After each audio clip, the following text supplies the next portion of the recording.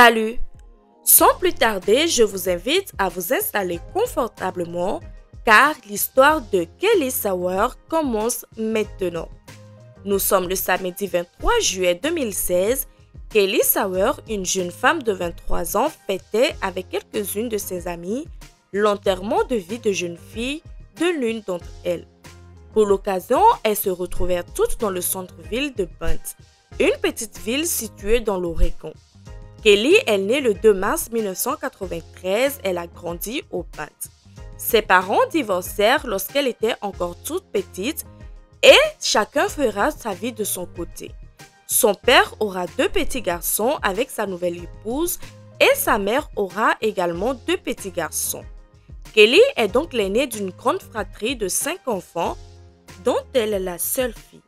Alors que ses parents étaient séparés et qu'ils avaient chacun refait leur vie de leur côté, Kelly était très heureuse dans cette grande famille où elle trouvait toute sa place.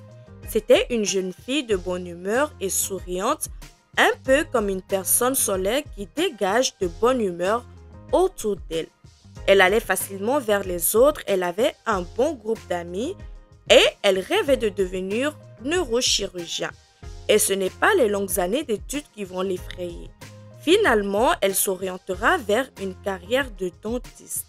Elle travaillait dans un cabinet dentaire en parallèle de ses études depuis presque 2 ans.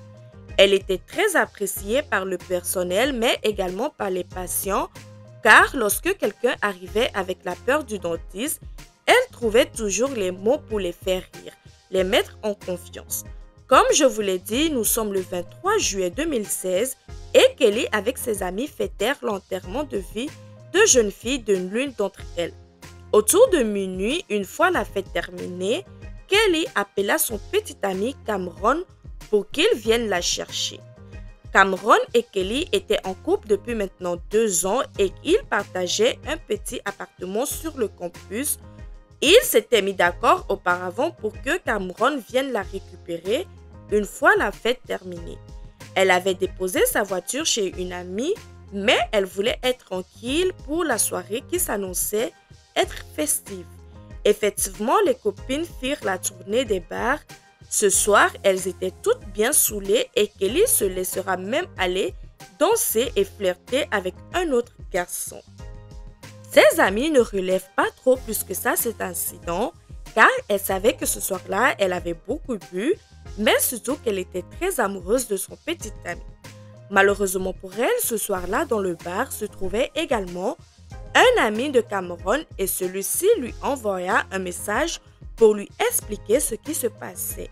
Après la fête, elle va contacter Cameron qui arriva rapidement, mais dans la voiture, une dispute éclata entre les 2 jeunes gens à cause du comportement de Kelly dans le bar.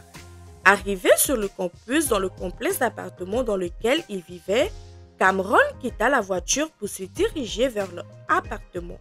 Kelly, qui était encore contrariée par la dispute, ne le suivit pas et resta dans la voiture. Au bout de quelques minutes, ne la voyant pas arriver, Cameron redescendit pour aller la chercher. Mais il ne la trouva pas. Aucun signe de Kelly. Elle semblait être partie lorsqu'ils se disputaient souvent.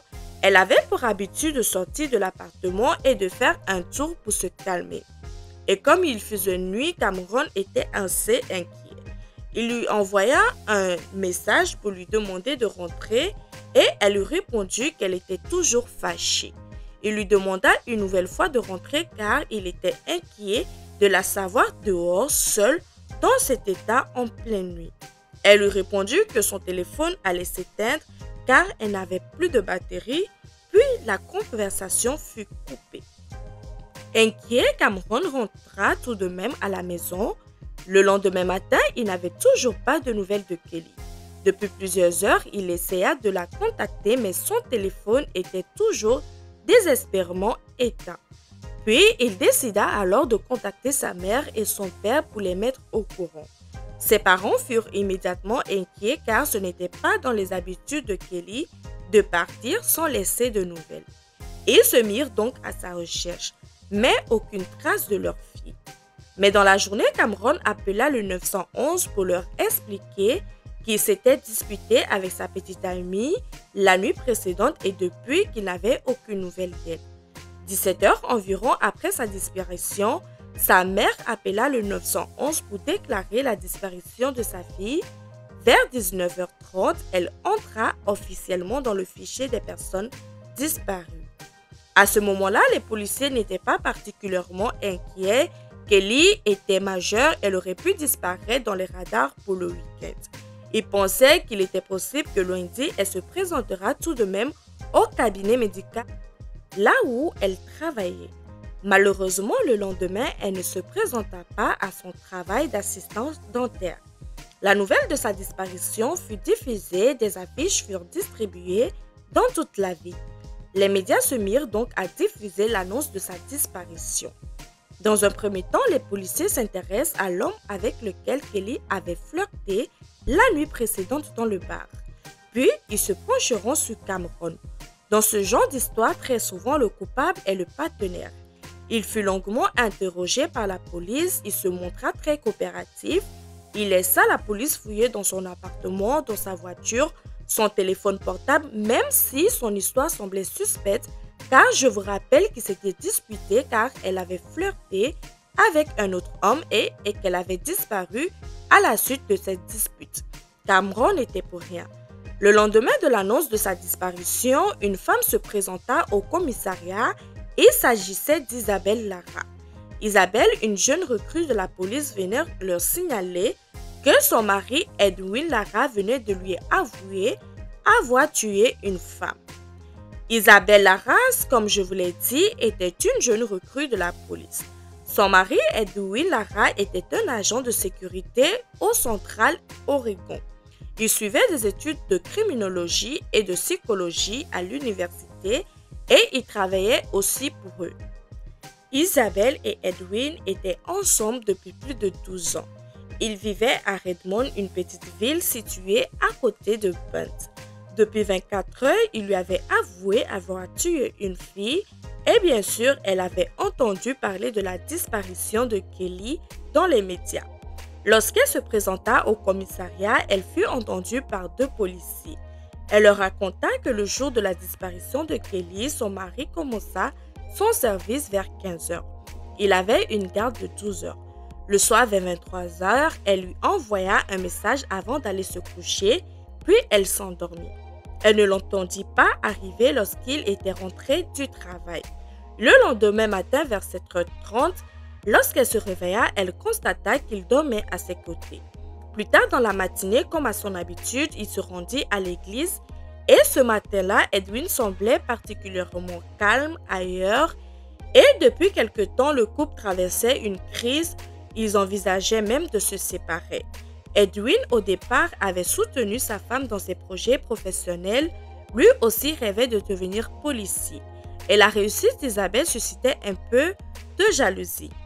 Lorsqu'elle réussit à rentrer dans la police, elle fut partie quelques mois à l'académie de police. Durant cette période, Edwin la trompa avec une femme qu'il avait rencontrée en Californie.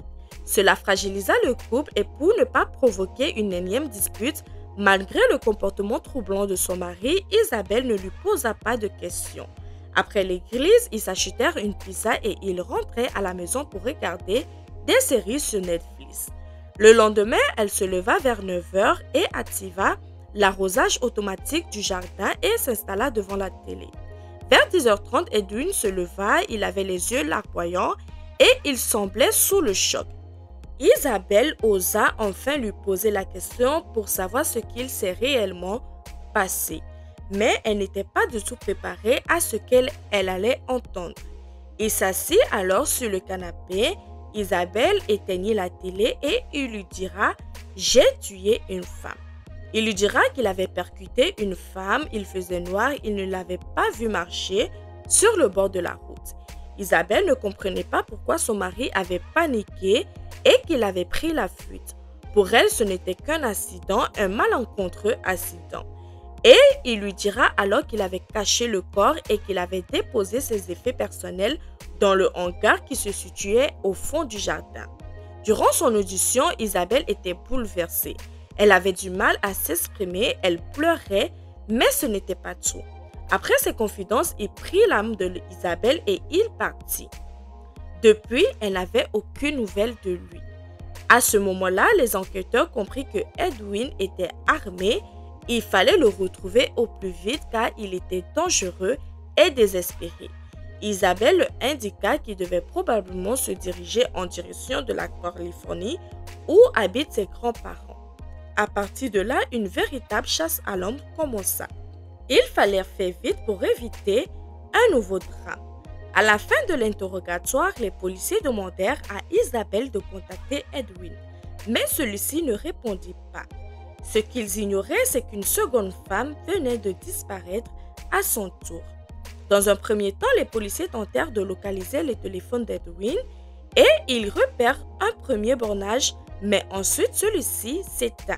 Ils se rendirent au domicile du couple dans la maison.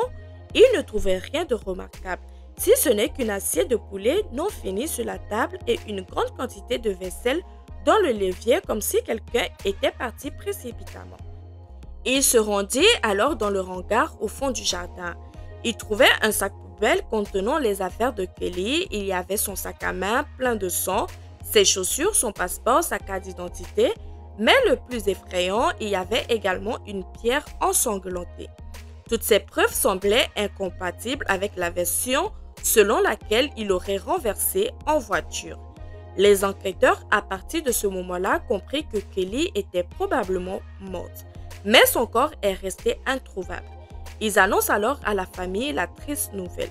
Ce lundi 25 juillet, soit 2 jours après la disparition de Kelly, Andrea Elizabeth Maes, une jeune femme de 19 ans, finissait son service dans une boutique de vêtements. En cette fin de journée, elle finissait son travail et se dirigeait vers sa voiture. Située sur le parking, tout en marchant, elle vérifia ses réseaux sociaux. Puis, elle prit un selfie qu'elle publia sur Snapchat. Puis, une fois dans la voiture, elle verrouilla ses portières. En cette fin de juillet, il faisait très chaud, elle ouvrait les vitres, mais pas jusqu'en bas. Avant de démarrer, elle vérifia son Facebook, quand tout à coup, elle entendit frapper à la porte de côté passager. Elle n'arrivait pas à voir qui c'était, elle pensait que c'était peut-être un de ses collègues de travail qui lui faisait une blague car il était très insistant. Il glissa sa main par la vitre entrouverte et il déverrouilla la porte. L'homme monta dans la voiture avec un sac à dos et une arme à feu. Elle était à des milliers de lieues de se douter de ce qu'il allait se passer. Il braqua alors Andrea tout en criant « Conduis, conduis !» Andrea était pétrifiée. Elle se mit alors à conduire en espérant qu'une fois arrivée à destination, elle descendrait et que tout serait fini. Mais il lui demanda de la conduire en Californie. Puis il lui annonça qu'il avait tué quelqu'un. Et là, ce fut le choc pour Andrea. Il lui dit qu'il avait besoin d'aide car sa voiture était tombée en panne. La meilleure des choses à faire, pensa-t-elle, c'est de suivre ses instructions. Et Edwin lui raconta sa tumultueuse histoire. Il lui raconta qu'il avait tué une femme puis qu'il s'était enfui de chez lui. Il s'était rendu chez ses parents où il avait laissé sa voiture pour récupérer la leur et en roulant ensuite à la recherche d'une femme parfaite à enlever. Il repéra d'abord une femme enceinte sur le parking d'un centre commercial. Il l'aborda mais celle-ci ne lui prêta aucune attention et il continua à marcher. Elle ne saura peut-être jamais ce jour-là qu'elle a évité le pire. Puis il observa Andrea qui se dirigeait vers sa voiture. Il observa quelques minutes et s'approcha de la voiture. La suite, vous la connaissez. Ils roulaient tous les deux depuis environ 1 heure en direction de la Californie, mais Andrea, sous l'effet du stress, conduisait trop vite. Edwin avait peur de se faire remarquer. Il décida alors de prendre le volant et il menotta Andrea au siège passager. C'est donc lui qui conduira tout le reste du trajet. Tout au long du trajet, il posa beaucoup de questions à Andrea. Il cherchait à en savoir plus sur sa vie. Avait-elle des frères et sœurs? Avait-elle un petit ami? Il essaya d'engager la conversation, mais Andrea n'avait aucune envie de lui dire quoi que ce soit sur elle ou sur les siennes. Il ne se montrera pas agressif, il lui montrera même des photos de lui et de sa femme. Andrea pensa qu'en coopérant avec lui, elle aura la vie sauve. Il s'arrêta dans une station-service puis dans un McDonald's. Andrea était menottée et toutes les personnes qui la voyaient dans la voiture ne se doutaient pas qu'elle était prise en otage. Il conduisait plusieurs heures puis arrivé au milieu de la nuit alors qu'il se trouvait dans l'Oregon, il se sentit fatigué. Il décida alors de s'arrêter pour passer la nuit dans un motel en bordure de la route. Il fut filmé même par des caméras de vidéosurveillance alors qu'il parlait avec le réceptionniste. Sur la vidéo, on voyait Andrea porter une robe et les cheveux attachés. Edwin, lui qui était toujours armé, porta une casquette de baseball et menaça Andrea qu'au moindre faux pas, il leur tuera tous les deux. Il obligea Andrea à se présenter comme étant sa petite amie, puis les deux vont rejoindre la chambre de l'hôtel. Le lendemain, ils quittèrent le motel et elle le supplia de prendre sa voiture et de la laisser dans la chambre. Mais il n'était pas disposé à la laisser s'enfuir. Il pensait que la police était à ses trousses et Andrea pouvait lui servir de bouclier humain. C'était le mardi aux premières heures de la journée, Edwin et Andrea arrivaient dans le nord de la Californie. La voiture d'Andrea perdait de l'huile et il dut résoudre en trouver une nouvelle en meilleur état. Il se rendit donc sur le parking du motel Super Air afin d'y voler une voiture. Jacques Lévy était un passionné de photos et de papillons. Il parcourait le pays afin d'immortaliser les plus beaux moments. Et dès les premières heures, vers 5 heures du matin, il préparait son matériel afin de prendre la route. Sa voiture était garée devant la porte de la chambre de l'hôtel et il était en train de charger son matériel dans le coffre lorsque Edwin le repéra. Il arriva en courant, il braqua Jacques et l'attaquant en demandant les clés de sa voiture. Jacques ne comprenait pas tout de suite ce qui s'était en train de se passer et il se mit à appeler à l'aide. Edwin appuya alors sur la détente. Jacques fut touché d'une balle dans l'estomac. Andrea était sous le choc. Edwin, affolé, la prit par les bras et se mit à courir pour s'enfuir. Ils arrivaient dans une station de service où une voiture était à l'arrêt et Edwin jeta Andrea sur le siège à l'arrière, puis montait. Sur le siège passager dans la voiture se trouvaient deux adolescents et leur grand-mère de 76 ans. Le père et le grand-père se trouvaient à l'intérieur de la boutique pour faire quelques achats. Toute la famille revenait d'un voyage au Canada et ils étaient sur le point d'arriver chez eux lorsqu'ils furent pris en otage. C'est le jeune adolescent de 17 ans qui s'était au volant. Il avait l'arme braquée sur lui. Et Edwin leur demanda de jeter leur téléphone par la vitre. Alors qu'ils conduisaient, Edwin leur demanda également s'ils avaient déjà eu le courage de tuer quelqu'un. Alors j'imagine que c'était une question curieuse qui n'a pas dû rassurer les occupants de la voiture. Le conducteur ne répondit pas, mais son petit frère dira que non. Edwin leur raconta alors qu'avant il était policier, ce qui était absolument faux car je vous rappelle, il était simplement agent de sécurité à l'université. Même s'il avait rêvé de devenir policier, il leur dit qu'il était quelqu'un de bien, même s'il avait toujours eu une envie de tuer. Il racontait avoir renversé Kelly puis avait tiré sur un homme, car celui-ci avait refusé de lui donner les clés de sa voiture. Il parla aussi de sa femme et de sa foi. Le jeune adolescent de 17 ans alors va penser que la meilleure façon de s'en sortir est de jouer sur les sentiments d'Edwin. Il raconta alors que c'était la première fois pour sa grand-mère de venir aux États-Unis. Je ne peux pas vous raconter exactement ce qu'ils se sont dit, ni de quelle façon, mais en tout cas, ce que je peux vous dire, c'est que le jeune garçon a réussi à convaincre Edwin de les laisser et la grand-mère sur le bord de la route, ainsi de continuer. Quelques instants plus tard, les deux jeunes garçons ainsi que leur grand-mère firent descendre au bord de la route et ensuite il continua avec Andrea. Edwin roulait assez vite sur l'autoroute et il fut remarqué par une patrouille de police qui ne savait à ce moment pas du tout qu'il avait à faire et qui était dans la voiture. La patrouille alluma donc les sirènes et se mit à prendre en chasse la voiture d'Edwin.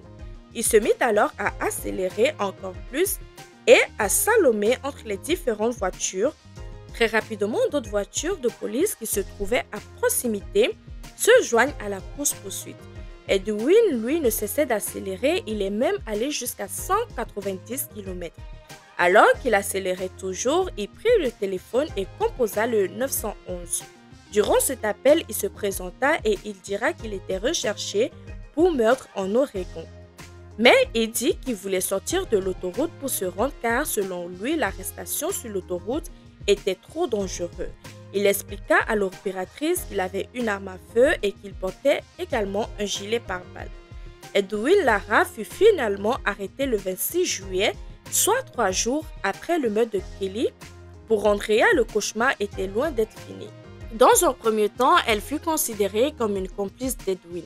En lui mettant donc les menottes en l'emmenant en cellule, elle dut même subir une fouille du corps. Heureusement, 18 heures après son arrestation, elle fut enfin libérée et elle put retourner chez elle et auprès de ses proches. Edwin, lui, fut amené aux cellules. Il demanda à parler aux enquêteurs pour leur expliquer ce qui était arrivé à Kelly. L'audition dura 6 heures. Et dans un premier temps, il leur raconta que c'était un accident qu'il avait renversé Kelly car il était ivre car il ne l'avait pas vue dans le noir. Il serait alors sorti de la voiture et se serait mis à crier. Craignant de perdre son emploi, il aurait alors étranglé pour la faire taire. Le policier perplexe alors lui dit que c'était complètement insensé d'étrangler quelqu'un, alors que c'était qu'un accident. Sa version ne tenait donc pas la route, il changea alors sa version. Kelly était sur le bord de la route, il l'aurait ramassée en pensant que c'était une prostituée et lorsqu'elle se serait refusée à lui, il l'aurait étranglée. Finalement, après avoir longuement parlé avec les enquêteurs, il changea plusieurs fois de version. Mais il fut tout de même inculpé pour meurtre car la police avait déjà suffisamment de preuves pour l'arrêter. Je vous rappelle qu'ils avaient trouvé les effets personnels de Kelly et une pierre tachée de sang dans le hangar de son jardin. Il avait également une grande quantité de sang séché dans le coffre de sa voiture. Et c'est lors de cet interrogatoire qu'il a appris que c'était sa femme qui l'avait dénoncé. La seule chose qu'il restait à éclaircir, c'était où se trouve le corps de Kelly. Il demanda alors un stylo pour dessiner une carte afin de les aider à retrouver le corps. Il dessina une boîte aux lettres avec le nombre 18 700 et l'annonça aux policiers que le corps se trouvait à côté. Pendant ce temps-là, les policiers retrouvaient la voiture de ses parents garée sur le parking du centre commercial où il avait enlevé Andrea. Et dans la voiture, il y avait 2 notes. L'endroit où j'ai déposé le corps est sur le terrain B12 et la deuxième note s'adressait aux parents de Kelly. Il s'excusait d'avoir pris la vie de leur fille. Il avait aussi un message pour sa femme dans lequel il disait qu'il l'aimait. Les policiers se mirent à la recherche du corps en s'appuyant sur le dessin fait par Edwin. Il fut retrouvé sur les rochers en contrebas de la route. Son corps fut autopsié et elle est morte des suites d'un traumatisme. Il fut conseillé aux parents de ne pas voir le corps ni les photos de l'autopsie, ce qu'ils acceptèrent. La découverte du corps fit l'actualité des locales. La nouvelle fut terrible pour les parents qui eurent la confirmation de l'assassinat de leur fille. Le plus dur fut d'annoncer à ses frères que leur grande sœur, bien-aimée, était morte. Edwin admetta toute sa vie « J'ai eu l'envie de tuer. Ce qui m'a aidé à tenir, c'est mon mariage avec ma femme. » Ce soir-là, Edwin est en train d'installer les panneaux pour une course cycliste qui devait avoir lieu le lendemain sur le campus. Il était pressé de rentrer chez lui. Quant à lui, il aperçut la Kelly seule sur le bord de la route. Alors qu'elle marchait sur le bord de la route, la voiture de sécurité de l'université l'Oregon conduite par Edwin s'arrêta à son niveau. Il faisait nuit, Kelly était encore contrariée de sa dispute avec Cameron. On ne sait pas exactement pourquoi elle est montée dans la voiture, mais très certainement qu'elle pensait se faire accompagner chez elle. Elle avait dû se sentir en sécurité car c'était un agent de sécurité du campus. Son rôle était d'aider techniquement les étudiants. Elle monta en avance sur le siège passager et lui proposa de l'emmener faire un tour, ce qu'elle refusa. Il l'étrangla et Kelly perdit connaissance et il l'agita à l'arrière de la voiture. La voiture était équipée d'une plaque séparée à l'avant et à l'arrière. Puis il décida de la conduire au B12, un parking isolé du campus.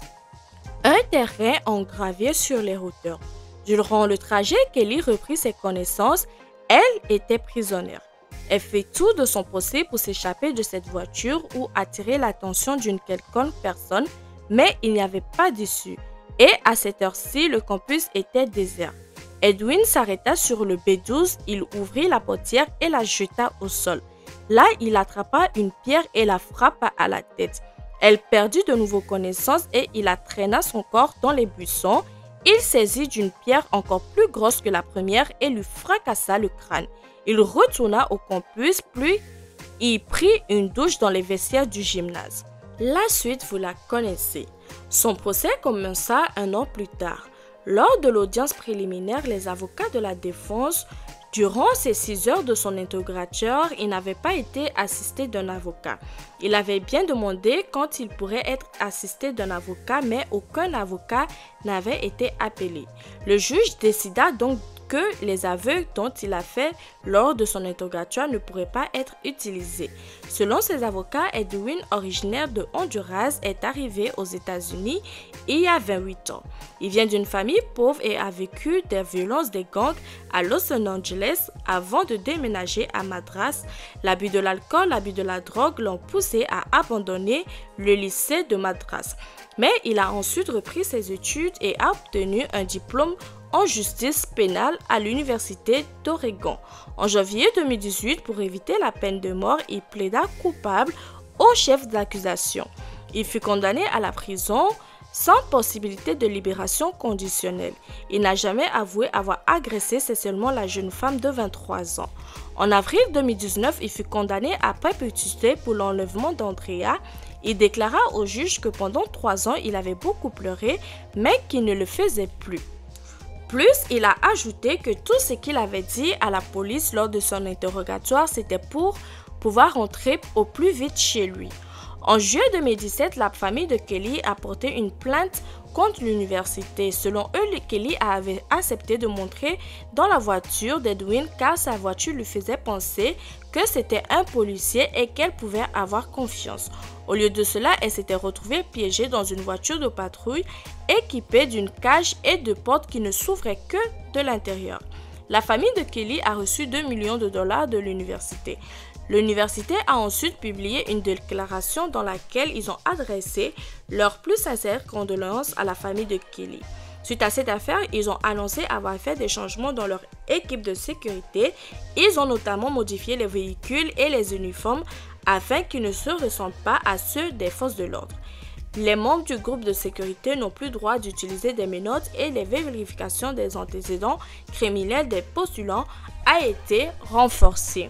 Ainsi, notre histoire se termine ici. Merci d'avoir regardé la vidéo. N'oubliez pas de vous abonner, de liker, de partager. On se retrouve dans une prochaine vidéo.